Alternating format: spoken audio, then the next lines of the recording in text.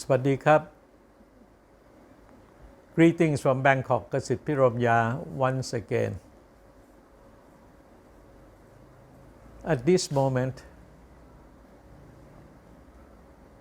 there will be the gathering of all the ASEAN leaders in Kuala Lumpur, Malaysia. All of them will be gathering in Kuala Lumpur to attend the ASEAN Summit of ASEAN leaders. And many of the world leaders also will be in attendance, such as President Donald Trump of the United States and Presidency of China. So it is a very great occasion for ASEAN leaders to get together, review its past activities, achievements and shortcomings, and even to set a new direction, to reaffirm the sense of purpose, the sense of togetherness, the sense of common destiny. And in this sense, I would like to make some observation and proposals. ASEAN for many decades has been projecting itself as a people-centered entity. And is it true? Is it really a people-centered entity? I would give a negative answer. But in being negative to the ASEAN vision of people-centered, I will also give a way out. For ASEAN to be really a people-centered identity, from my point of view, the whole of ASEAN, inclusive of all its member states, which is now 11, with the addition of East Timor. ASEAN must be a democratic regional organization. And for it to be so, each of its member states must be a democratic one.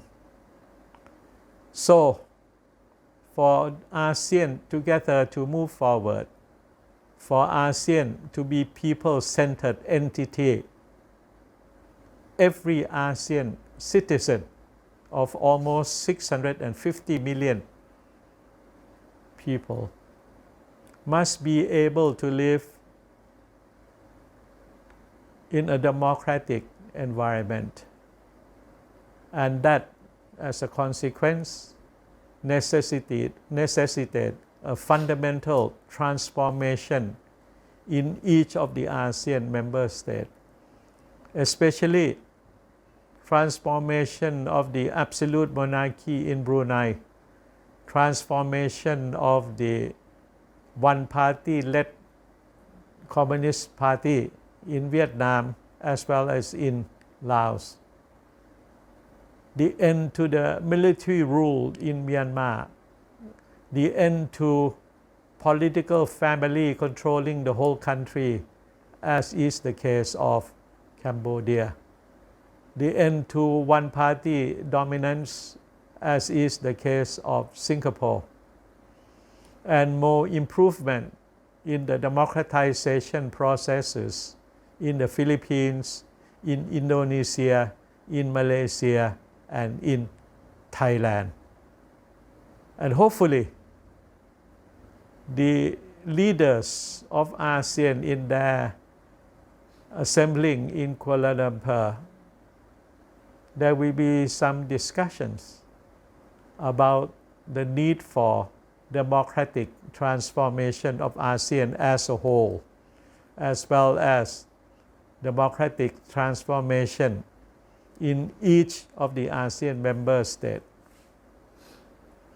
Because ASEAN cannot go on to profess itself as a people-centered if ASEAN as a whole and in each of its member states are not democratic.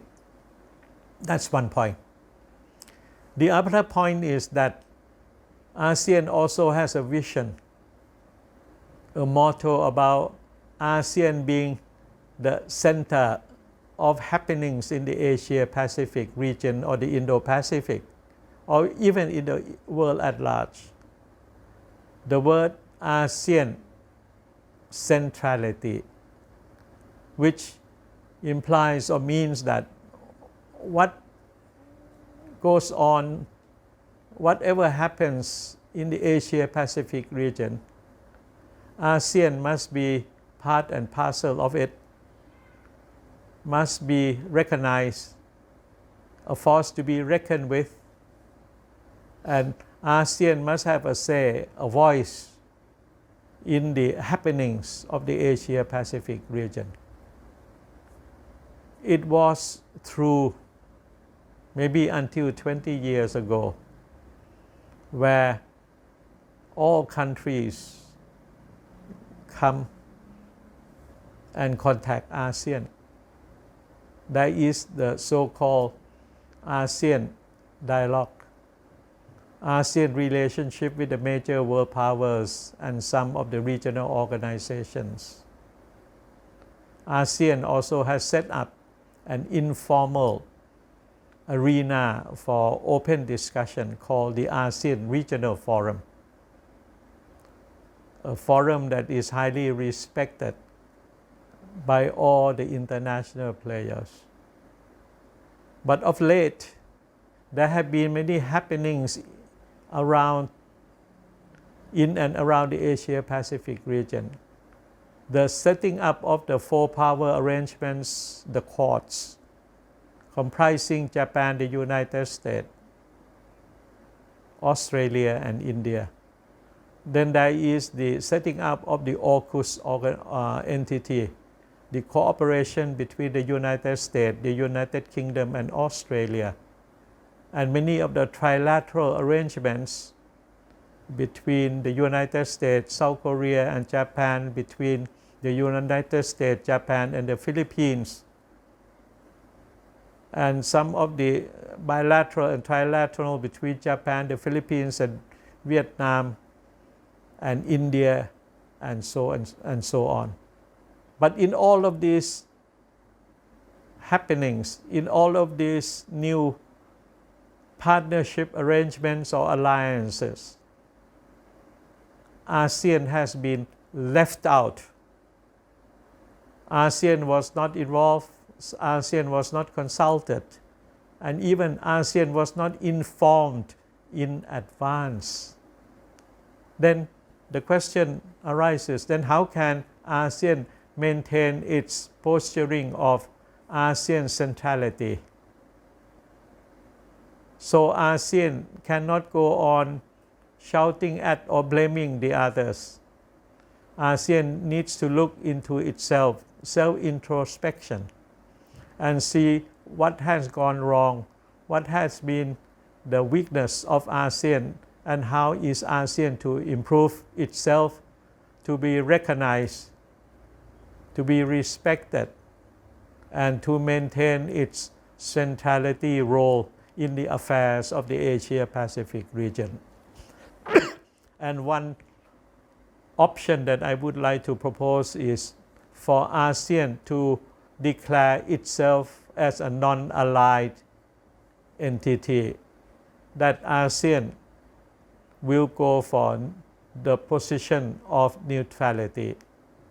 With ASEAN as a non-allied and a neutral entity, ASEAN would be able to speak to all the players in the world as well as in the Asia-Pacific region.